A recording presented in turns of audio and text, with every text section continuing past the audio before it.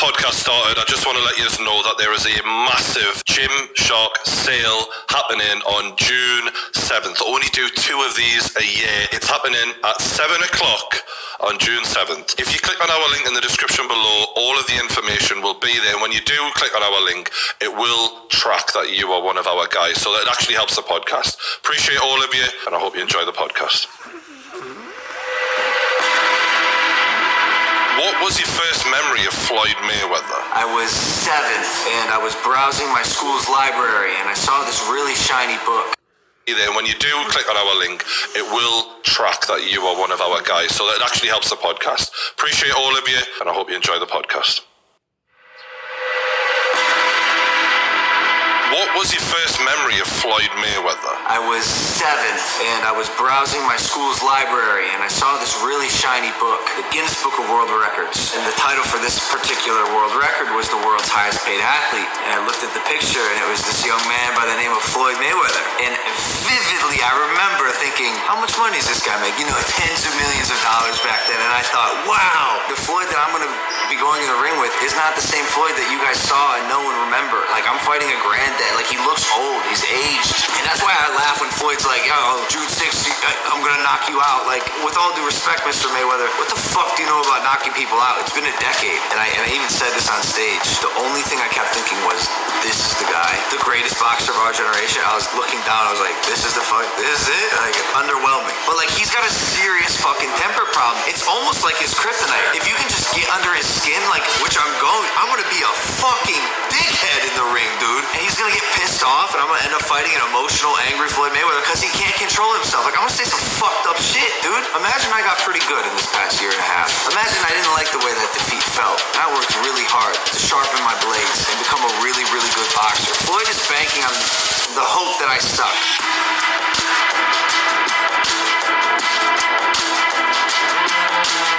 You win just by even looking good here. You know, if you land a good shot on him that you can play at the start of Impulsive on the intro, end of story, you've won. I think he's gonna catch a really, really, really hard shot to the body or to the head, and he's gonna go, oh fuck, because they're gonna be coming all night. And he's not gonna want to get caught by it. Let's say you're in the final round, you've got one more round to do it. Oh, and just go, oh yeah, I'm going for it. Yeah, for real. Yeah, I'm going for it. Yeah, fuck it, yeah.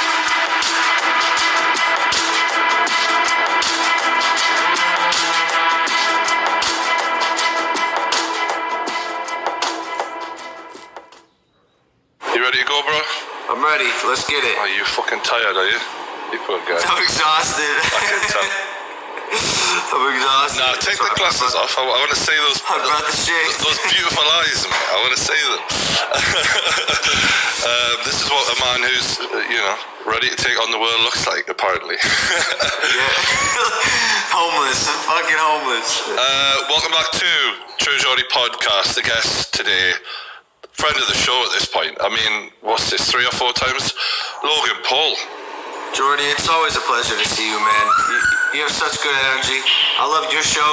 I love your set. I love talking to you. I'm happy to be here, man. Thanks for having me on. I want to say, just at the start of this, like, before all of these ESPN guys were interviewing you, I was the one who was asking, I cared about you before all these people did, alright? I know, and I'll never forget that, bro. Even the UK love you now, and I was the first one, and they all hated me, because I liked you. So, I deserve credit for this. I was here first, that's all I'm saying. I know, Brad. I really do appreciate that. Like, it means a lot to me. You've always been a real one. You've always told me how it is, on and off camera, and that meant a lot to me too, you know? Back in the day, you were willing to have those tough conversations with me off camera, which not a lot of people are, and that means a lot to me, man. Nah, I appreciate you, mate. And I think I just want to keep it like this for the whole podcast here today, because from the outside looking in, like I remember having that first podcast with you before the KSI fight. You looked like a kid, you know what I mean? You looked so young back then when I watched it recently, and I was like, fucking hell, this skinny little kid who the whole world hated you in that moment, and there you were going out in front of 20,000 people in Manchester screaming, hoping you were going to get knocked out. And, you know, that took a lot of balls, and to say what you've gone on to do and the transformation and all the growth, and now mind-blowing shit at fighting Mayweather. I'm so fucking proud of you, mate. I'm so proud of you. Thank you, bro. Yeah, it's been crazy. I think the biggest thing that I can hope for anyone who's been watching my journey is that it can inspire and motivate people. I think one of the most powerful things about someone like you or I or anyone in our position where, you know, you have people paying attention to what you do is the ripple effect. And that's honestly the energy that I'm carrying into this fight. Like this fight is crazy, to be honest. You just said it. Like for anyone to land a fight with Floyd Mayweather is insane. For me, I can't. It's incomprehensible. I've surrendered to the journey that is life, and mine has led here. It was an opportunity that came up. I couldn't say no to it because I love rising to challenges and putting on a show. And I'm going in with the energy of possibility. Like, let's be honest, bro. No one really thinks I'm gonna win this fight except me and my team. You know. And I've been proving people wrong my whole life, and I'm going in there with that. Nothing is impossible attitude. And should I pull this off, man? I don't want anyone to tell me anything's impossible ever again. Like this is gonna be, the greatest upset in the history of combat sports. And it's just exciting. Just before we move on, there's a lot of noise in the background. Oh yeah. Did you have a word with I don't know if someone moving around or something? Oh yeah. Right. Hey! I'm on a podcast! God damn it! Shut the fuck up! Yeah, basically. Can we move the pigeon outside? Yes. Oh my god, this guy's got a fucking pigeon. I got a bird. Dude, you're weird. I love it. A weirdo. Like, I've had people have noise in the background of a podcast like this before, but never because their pigeon needed let out. That's the first. No, I know, bro. Well, because he gets excited when he hears me talking. He's like, oh, we're doing this? Oh, right, yeah. Yeah, I hear you. Yeah. I didn't know that's what it was. I thought someone was breakdancing or something. It sounded Thank weird. You, so, what was your first memory of Floyd Mayweather? Dude, I love this question because I had to ask myself and figure it out because, he's been around forever. Yeah, this guy's old as fuck. He's a grandpappy. I was 7 and I was browsing my school's library and I saw this really shiny book. Big book, looked at it, it said the Guinness Book of World Records. I was like, oh, that's cool. Well, I like the cover of it.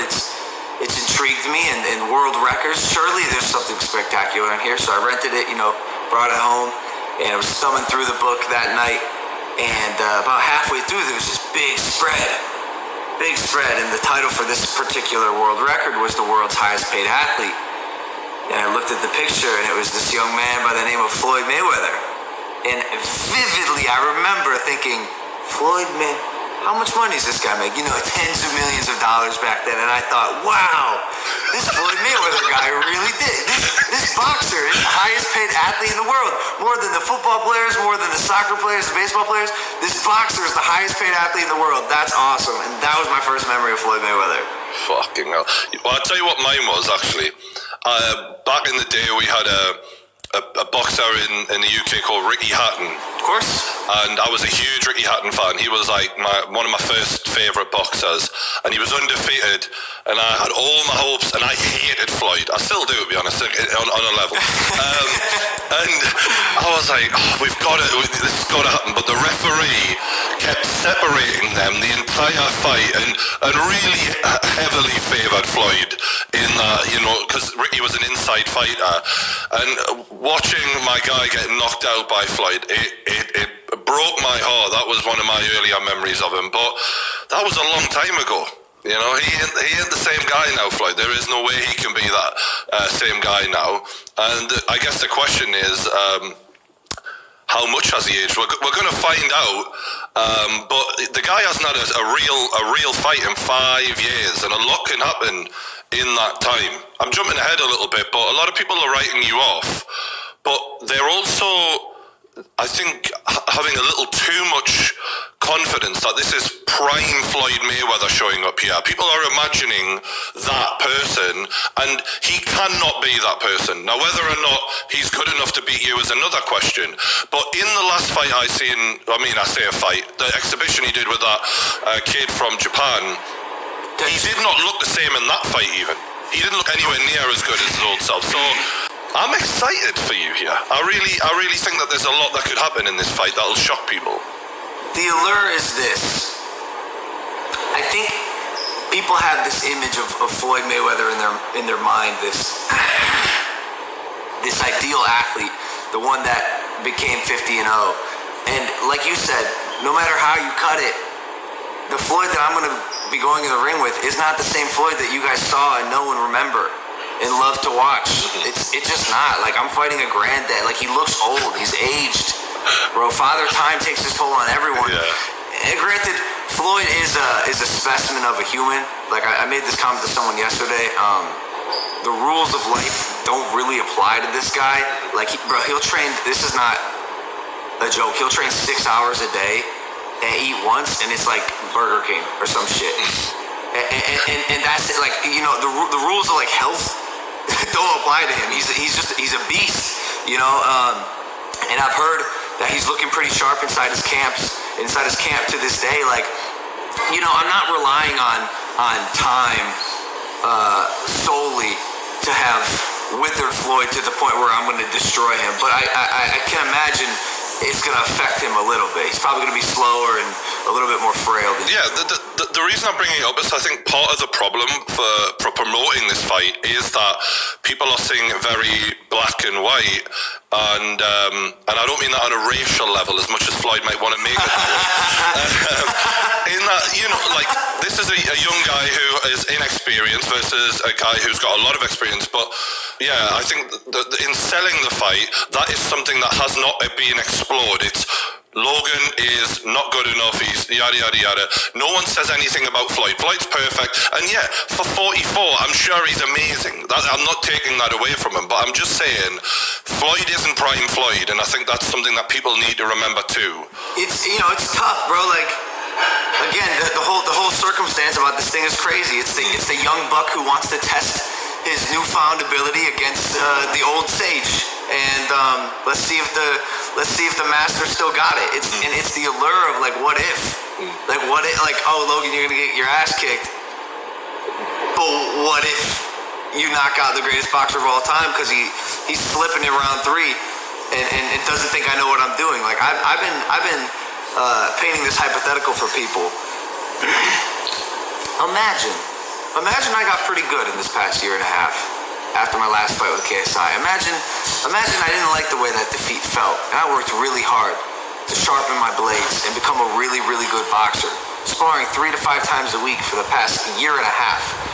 And imagine I'm like a pretty decent, good cruiserweight fighter. Like, how would Floyd do against a cruiserweight coming into his prime at this moment? Like, that's not a fair fight. You wouldn't see that fight. Floyd is banking on the hope that I suck. You know? That's so real. That is so real. Like, he's hoping I fucking suck. Yeah, he watched the KSI fight and he thought, easy money. Yeah. Dude, I sucked in that fight. I sucked it. I watch it back, I'm like, oh, this performance is bad. And, like, I get it. But, like, what happens if I go in there and I'm like, he goes, oh, you know, his reach is a little longer than I expected, and he uses it well, and wow, he hits hard. There's a lot of weight behind his punches, and holy shit, his reflexes are fast. He's fast and reactive. Like, and another thing is, like, if you, for me as a fan of you as well as a friend of you, you win just by even looking good here, or even, you know, if you land a good shot on him that you can play at the start of Impulsive on the intro, end of story, you've won. That's it. That's all you need. He needs to finish you. If he doesn't finish you, then that affects him. You don't need to really do a great deal to win out of this in the aftermath. So, on the business level though, this is not classic Floyd either. I feel like the organisation of this fight at times was a bit shambolic. The changing of the dates. I know you were frustrated when I seen you talking about it on your podcast. The moving around. He's suing Dubai because it's supposed to have been there.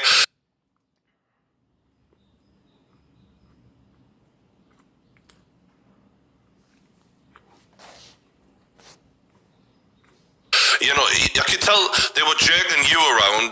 What has it been like dealing with him on a business level? An unpredictable roller coaster. Imagine you've strapped in to a roller coaster and you don't know what it looks like. Yeah, you have no power. You have no power, bro. It's Floyd Mayweather. Like, thank you, sir, for blessing me with this opportunity. Where are we going? What's the ride look like? Like up, down, left, right. I'm in. Whenever, wherever. Like I just had to be ready for the past 8 months. You know, like the moment that the fight was confirmed, we are in camp, and it's a 6-week camp. Like 6 weeks official notice. That's what he does. That's what he did to Conor. He did the same thing to Conor McGregor, where he gave him the bare minimum time to get ready for it. Yep. Well, I mean, the old cliche, if you stay ready, you don't got to get ready, which is what we did. Like, the moment this fight was on the table, man, we went into like official training 6 days a week, and we've been doing that for the past 8 months. Wow. And obviously, all right, it's Floyd Mayweather and what he's done.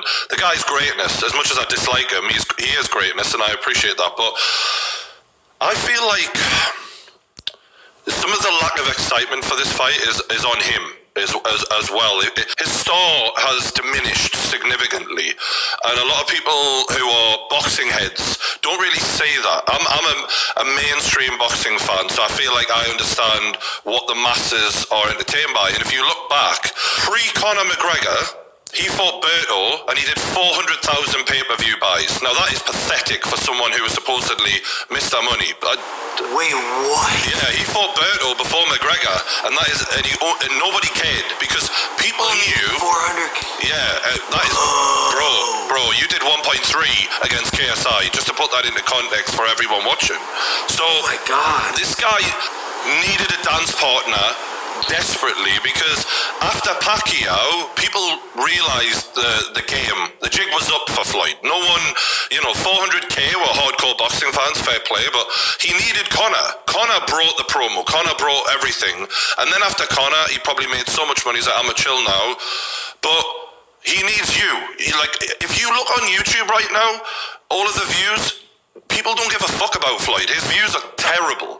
People care about you. So, and I think partly from what rumours are, and if they're to be believed, he offered Khabib this fight and Khabib turned it down, so he really desperately needed you. Wow. How does that make you feel? It's humbling. It makes sense though. Floyd has the name, but do people really, really care? No. But I think he's realized that when his name is paired with another big name, or the right name, if you will, that's where the magic happens. It's almost like even when we have the right guests on Impulsive, we know which episodes are we knew Tyson was gonna fly, we knew 6ix9ine was gonna fly. Like, we know when there's that perfect collaboration, because of how big both names are, that's when the amplification happens. But the problem for him obviously was in the ring after the Pacquiao fight was such a letdown. People had just been like, we know what you do. You defend fantastically. You get the decision. The jig was up for him, and with Conor, he found someone who could create that interest again. And I think he's hoping that you're the new Conor. But you're completely different to Conor. You know what I mean? Bro, I'm so different than Conor. I told this to someone the other day.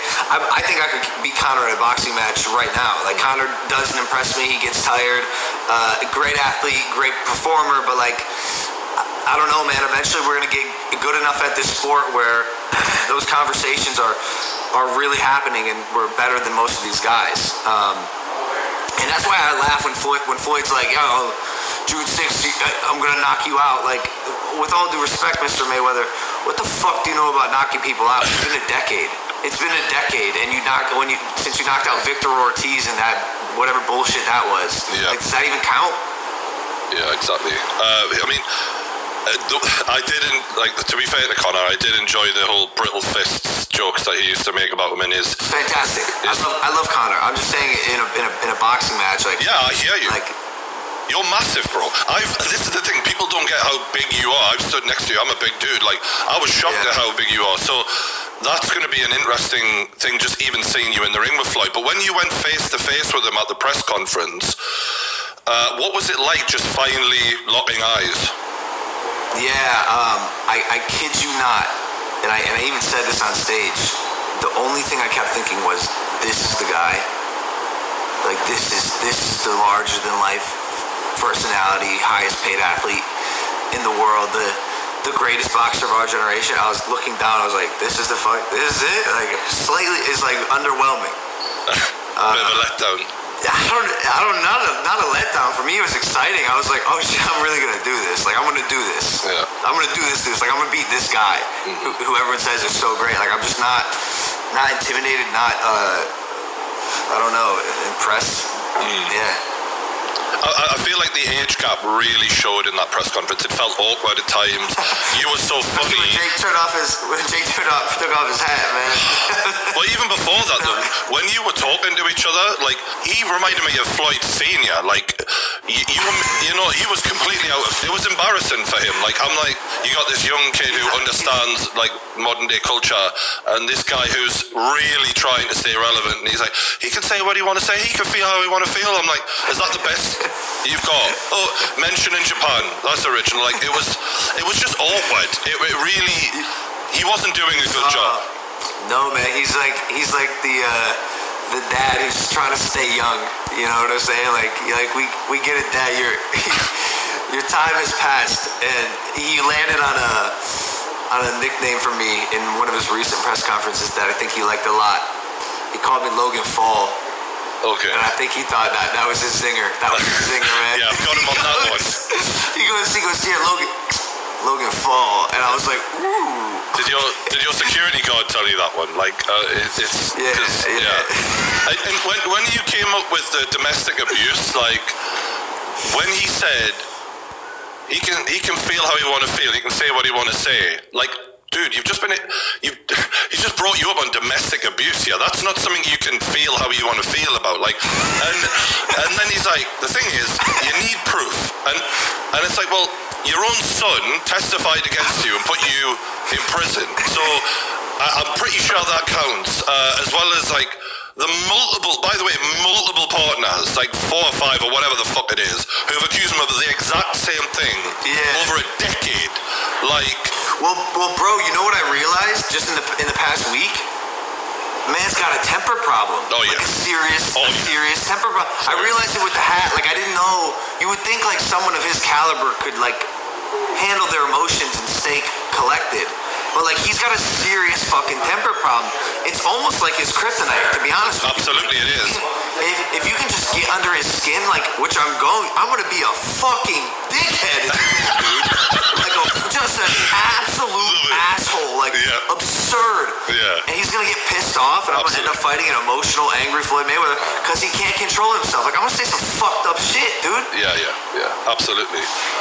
You know the domestic abuse thing, and obviously, yes, he's a scumbag, but does that, you know, you've gone from fighting KSI, who obviously there was a rivalry there, but underlying respect. How differently does that make you approach this? Is that in your mind at all, or are you just trying to stay like boxing? No, it got, so I was gonna keep it like, you know, professional / respectful, like boxing centric, until he started threatening my brother's life. Yeah. Over the hat thing. Like, that's when I was like, okay, this is not a fucking game anymore. Like, I already know what he's gonna try to do, bro. He's gonna. You see Scarface when they kill the brother in front of, I think it's Scarface. They torture the brother in front of. Tony Montana. Tony Montana. So he's gonna. It's like that type of shit. Like, he's gonna try to make an example out of me for my little brother to see, and like, A, fuck that. B, fuck you for threatening my family. And also C, like, when Jake had the allegation come against him, the sexual assault allegation, without knowing any of the facts, just jumped to a conclusion, and Floyd posted it on his Instagram, like went out of his way to post on his Instagram to continue badgering and bad-mouthing my brother's name for a situation that did not occur. Like with no factual evidence. And so he's got this vendetta against Jake, and by default of now that affects me, and like it's just really personal, you know. Floyd is a very insecure person. Like, why else would someone buy all the pointless shit he buys constantly? Like, it's all a big show. And on the Instagram thing, it was nice of him to take a break from posting strippers for a change. I do credit him on that. I mean, what kind of man? You're an athlete. Like, no wonder he's never had a brand deal from Nike. None of them have ever touched him. The guy's a moron. Like people credit him for his business sense. All right, everyone wanted to see him lose, so he made a lot of money, but the guy literally posts strippers 7 days a week on his fucking Instagram. He should be so much better at business. He sinks a lot of money into bullshit. Like